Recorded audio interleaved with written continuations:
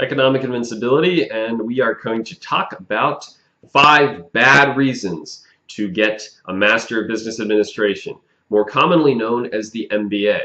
Now, to begin, I'm going to just qualify and say I am talking about lower tier, online, hybrid, and every other assortment of the general MBA populace. I'm not talking about Booth, Harvard, Yale, Stanford, that group. So if you want to come with prissy comments about that, it's just going to prove that you don't know how to follow a video properly. But I'm making this video because I've seen a disturbing number of people who either are enrolled in these programs or are strongly anticipating or considering enrolling in one, and they don't seem to understand what they're getting themselves into. The first point which people will usually string out is, well, an MBA is the golden ticket to success. And I guess if by golden ticket they mean the shiny edge of the EBT card they're going to be using if they keep making poor decisions, they'd be correct. This idea of the MBA as this passage to paradise comes from its original founding.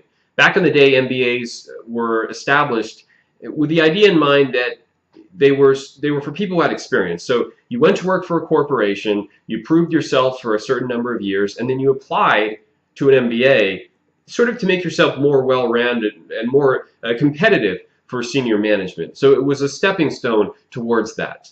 But now it's become something that every Joe Schmo can attain, even if they haven't proved themselves in the business environment. People always say, but it'll get me there, it'll get me a new job, it'll allow me to break in somewhere, and they don't seem to understand the reality.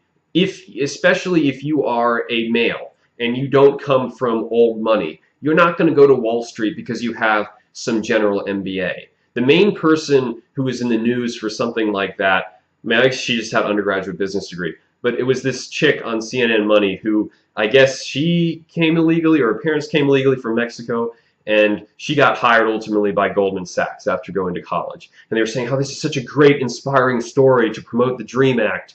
And I'm thinking, okay, so you or your parents came in illegally, that's one argument you can have, but you broke the law. But then you go to work for Goldman Sachs, which is a disgusting, blood-sucking corporation that bankrolls our politicians, that is responsible for much of the financial problems we've been having as a country. But, oh yeah, we need to cheer them on because she made $300K. That's the whole mentality of America now. It's like, as long as you made money, it doesn't matter what your moral code is, which is quite unfortunate. But that's the first false reason, poor reason to pursue an MBA. Now, the second reason that comes up is, well, it's low tuition, it's easy admission. Why not? Well, that's like the worst reason you can pursue something, just because it's cheap and easy to attain. Usually those should be red flags. If a university, well, of course, I wouldn't say tuition's low because the minimum I've seen for online ones are $20K, and that's not a small chunk of change for a piece of paper. But on the other front, if a university says you don't need experience to get an MBA, that should be a big, big red flag. And if they also say you don't have to take the GMAT, that also should be a warning sign. Because let's be clear, the reason they're doing this is not because, oh, we want more people to learn business. No, they want more people to pay them money. If they were honest, their entire MBA program would teach you how to set up a university and scam people into getting degrees that aren't actually going to help them.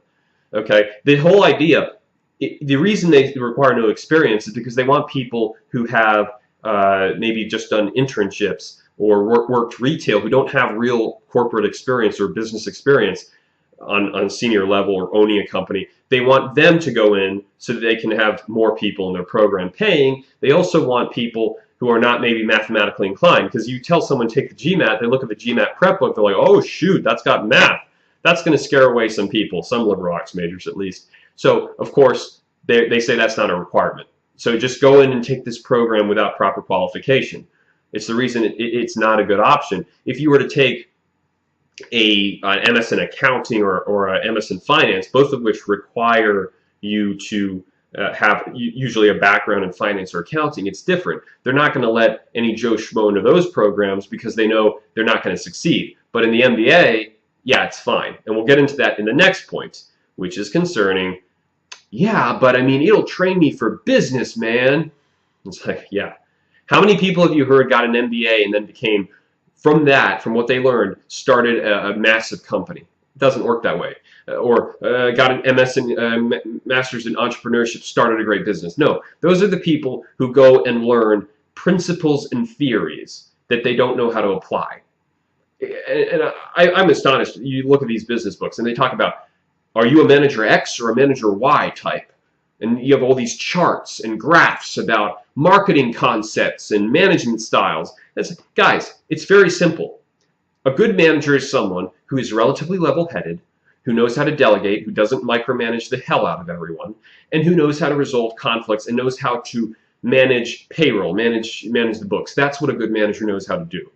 Your MBA program is going to be filled usually with a lot of fluff, management theory, HR, and then there'll be a cognate of 12 to 15 credits in finance or accounting if you're smart and you choose those. But those usually aren't going to give you the proper requisites to sit for the state board test for a CPA or a CFA. Why? Because they're not in depth enough. And so if you don't have an undergrad in accounting or finance, you're not even able to go after those certifications, industry certifications, which are more valuable.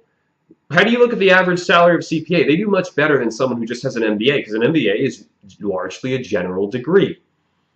So you're going to get the coursework necessary. It's just a lot of nonsense. You're going to pay a lot of money for textbooks and a lot of money for classes to learn stuff that isn't even particularly applicable.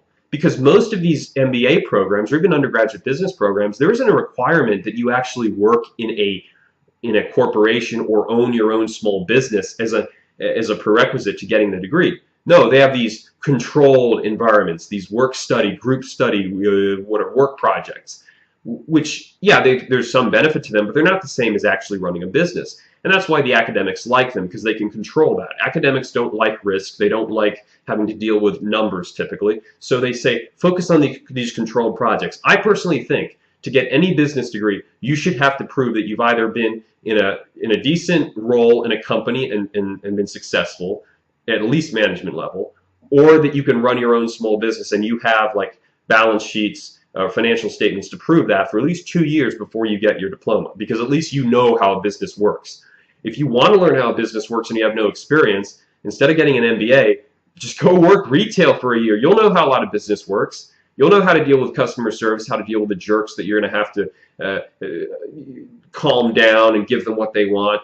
You know how it works when people don't show up. That's a lot of what business is, and that's going to teach you more than being in an MBA course 9 out of 10 times, because these programs are just trying to take your money. So that's the third point. The fourth point is, well, an MBA will give me credibility. Well, if you're paying money for credibility, you're doing it wrong.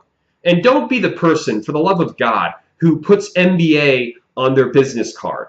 John Paul Jones, MBA. Now, what the hell does that mean? If I had a master's degree, am I, what, Master of Arts guy? Or, I mean, in my case, it would be, what, BA guy?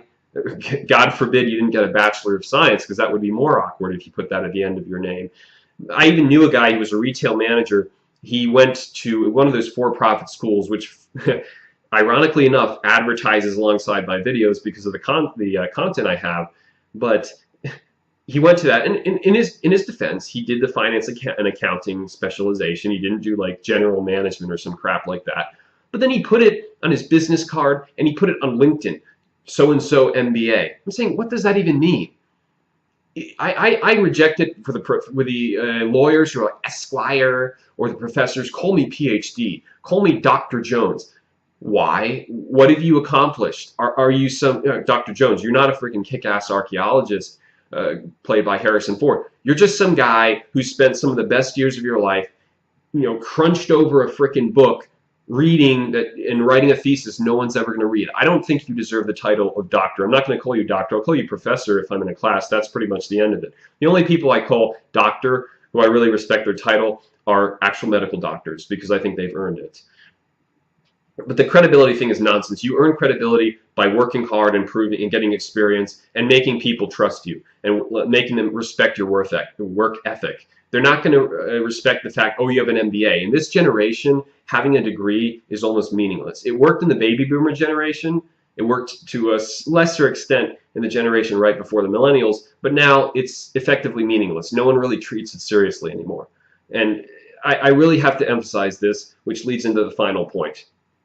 People who get an MBA because, well, my career is not really going anywhere, maybe it'll kind of jumpstart it. And folks, okay, just calm down. Calm down for a minute. If you are making 30 or 40,000 and you either have no debt or you're gradually paying off your debt, you are doing smack bottom fine. You don't need to be, oh, I need another degree, oh, I need another. Don't worry about that. Your friends who are going and getting those degrees, you have to really think about it. You might not know because it's not polite to ask, but they're probably not making much more than you are. You think about it, you spend 20 or 30K, 50K on an MBA. If you're not making, if you don't get a raise almost instantaneously of 10 grand, is it really worth it? Is it worth putting in all that money and time for a degree that isn't really increasing your salary? But if you are, let's say you're making that 30 or 40K, you're in a position, if you're diminishing your debt or you have no debt, you can start saving a little bit on the side. You can start investing. You can have a small business on the side. You can focus on that type of stuff. You don't have to worry about, oh, I need an MBA to advance. You're not going to advance with an MBA. Most degrees, you could just learn. If we had a sensible society, you could get into most professions. You could learn them on the job. Lawyer, professor, manager. You don't need a degree to do that. But this whole thing, we're wrapped up, you need a degree. If you've accomplished those basic things, don't feel like you're behind. Don't feel like you're underachieving. Those people are getting those degrees. Most of them aren't going to make much more than you are. And at the end of the day, they've spent more time and money while you have more freedom to work on things that actually matter. So I'm going to really stress it. If you think an MBA is going to save the day, you need to reassess and you need to look at, is it really going to propel me in that way, or am I just doing it for vanity, which a lot of people do. If you like this video, please comment and subscribe and let me know if there's other degrees that you're considering pursuing and you'd like to see a bit of a profile on those. We will go ahead, because the mission that we need to get through our heads in this generation is helping people avoid the financial pitfalls of thinking, oh yeah, well, another degree. No, all right. Economic invincibility, and we are going to talk about 5 bad reasons to get a Master of Business Administration, more commonly known as the MBA. Now, to begin, I'm going to just qualify and say I am talking about lower tier, online, hybrid, and every other assortment of the general MBA populace. I'm not talking about established, with the idea in mind that they were for people who had experience. So you went to work for a corporation, you proved yourself for a certain number of years, and then you applied to an MBA sort of to make yourself more well-rounded and more competitive for senior management. So it was a stepping stone towards that. But now it's become something that every Joe Schmo can attain, even if they have Booth, Harvard, Yale, Stanford, that group. So if you want to come with prissy comments about that, it's just going to prove that you don't know how to follow a video properly. But I'm making this video because I've seen a disturbing number of people who either are enrolled in these programs or are strongly anticipating or considering enrolling in one, and they don't seem to understand what they're getting themselves into. The first point which people will usually string out is, well, an MBA is the golden ticket to success. And I guess if by golden ticket they mean the shiny edge of the EBT card they're going to be using if they keep making poor decisions, they'd be correct. This idea of the MBA as this passage to paradise comes from its original founding. Back in the day, MBAs were to prove themselves in the business environment. People always say, but it'll get me there, it'll get me a new job, it'll allow me to break in somewhere, and they don't seem to understand the reality. Especially if you are a male and you don't come from old money, you're not going to go to Wall Street because you have some general MBA. The main